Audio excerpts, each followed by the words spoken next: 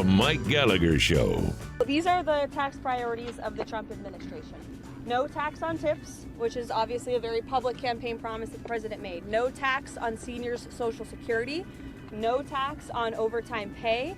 Renewing President Trump's 2017 middle-class tax cuts. This will be the largest tax cut in history for middle-class working Americans. In the ReliefFactor.com studios, here's Mike. Apparently, President Trump was so bored at the Super Bowl that while he was there, he tweeted out that we're going to get rid of producing pennies, purging pennies in order to cut waste. And I thought, well, let me look at liberal media. Let me see what the New York Times is saying about it. Headline, Trump orders Treasury to halt minting new pennies to cut waste. Since taking office, President Trump has set his sights on big targets like Greenland, but he's also taken aim at small ones like paper straws and pennies. Sunday night, Trump said he ordered the Treasury Secretary to stop producing new pennies. Now, on his post, Trump himself wrote, let's rip the waste out of our great nation's budget, even if it's a penny at a time, adding that pennies literally cost us more than 2 cents. Well, with all due respect, Mr. President, according to the New York Times, you're wrong. It costs 3.69 cents to produce and distribute 1 penny, according to the 2024 U.S. Mint annual report. That means, accounting for face value, each penny cost the American taxpayer a loss of 2.69 cents. Now remember, I'm reading from the New York Times. Last year, the Mint issued over 3 billion pennies, according to its annual report. Now, why would we not get rid of pennies? Who in the heck cares about keeping pennies when we're wasting millions and millions and millions of dollars on the minting and distribution of pennies? It's the same with USAID, with USAID. I've lost track. Do we say USAID, guys, or is it USAID? It's my poor brain circulation. I think I'm having some memory issues. Anybody remember what it was? It's AID, right? People, I think the colloquial, you say it, abbreviate USAID, but it's really USAID. I got a note from somebody who finds it horrifying, just an absolute abomination that Trump's Doge is going in and uncovering all this waste at USAID. And as I said from day one, there are good things that government agency does. It's not a charity. It was signed into law by an executive order from JFK in the early 60s. It's gotten turned into some bloated, bureaucratic boondoggle. Sesame Street in Iraq and all this other crap. But you can't throw the baby out with the bathwater, as I've said repeatedly. Let's not let people die because they've been counting on food supplies and medicine and other righteous services that organization provided. I think, as I understand it, Trump's vision is to put it under the auspices of the State Department and keep the life-saving materials and services flowing. And that's as it should be. But look, what do the defenders of USAID have to say about all the goofy, crazy things that have been uncovered about it? Do you just ignore it? Nothing to see here? Oh, nothing. No, we should don't pay no attention to funding PBS or the BBC or Politico? No. Don't pay attention to that. We're sending food to starving kids. All right, but what about all the other stuff? Does it matter? No. It's horrifying, somebody told me this morning. Horrifying that the cruelty of Trump would be to dismantle this agency that I love so much. Oh, really? You love taxpayers being forced to pay for things that the vast majority of taxpayers object to? See, it matters. It's all part of this, and you can't. I am just astounded at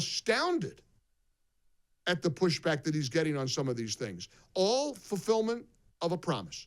These are promises he made, and these are promises kept. And it's as if they were hoping he wouldn't fulfill his campaign promises. It's like they wished he wasn't a man of his word. Well, he is. And he's delivering to the American people exactly what they voted for.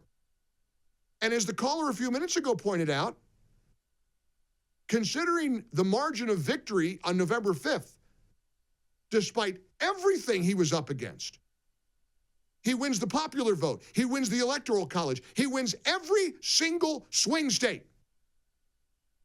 Think about what the margin of victory would have been if the deck hadn't been rigged stacked against him. If the media, if academia, if Hollywood, if all of the machines weren't targeting him, the court system, the judicial system, the attorneys general, the Justice Department, if all of that hadn't been aimed at him, what a landslide it would have been. So it's astounding to see where we are as a country.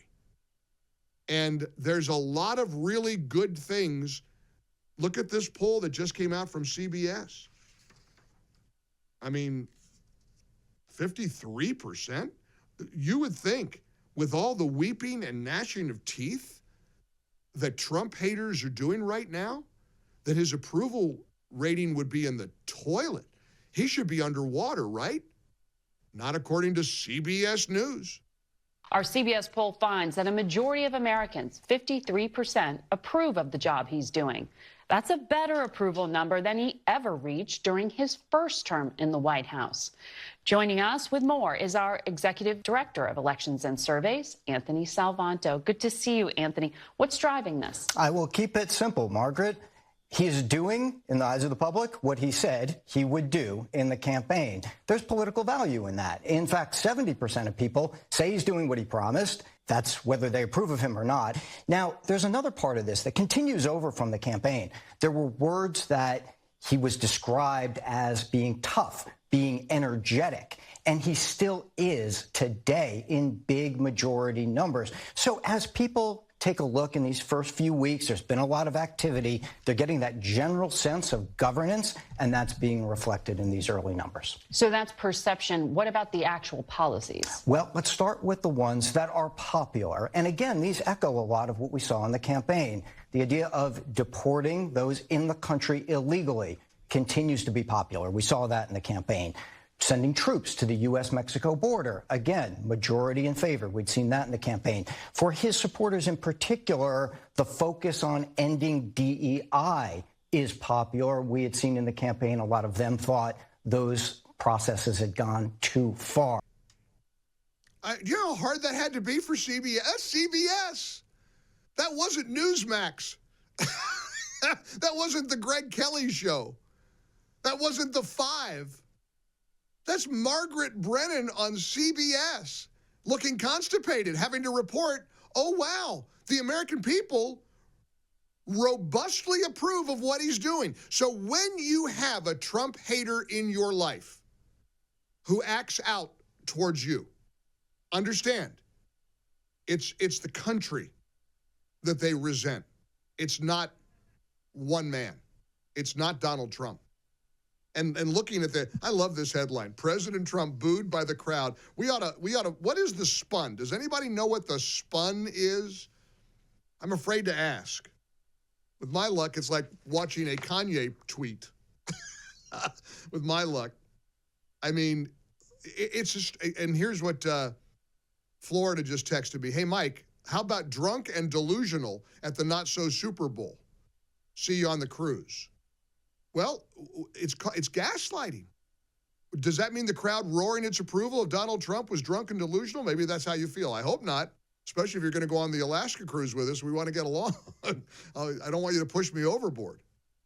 Arkansas. Mike, I think it's like those experiments where someone says a word and some people think it's one thing And another thinks it's something entirely different.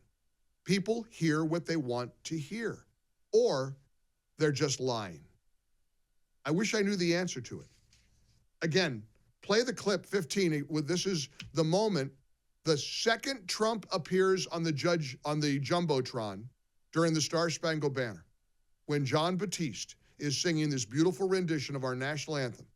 And for just a few brief seconds, for just a couple of seconds, they put Trump on, they minimized his appearance there. You know that if a Democrat sitting president had made history by attending the Super Bowl, it's all we would have seen. Oh my goodness, look at this. First time a president has ever attended the... With Trump, it was just little drips and little bits and pieces, a little tiny few seconds here, few seconds there. And I'm grateful to the production staff that decided to put Trump on the screen for just 3 or 4 seconds during the Star-Spangled Banner, resulting in this reaction. Whose broad stripes and bright stars through the perilous fight, o'er the ramparts we watched. It's amazing. What a moment.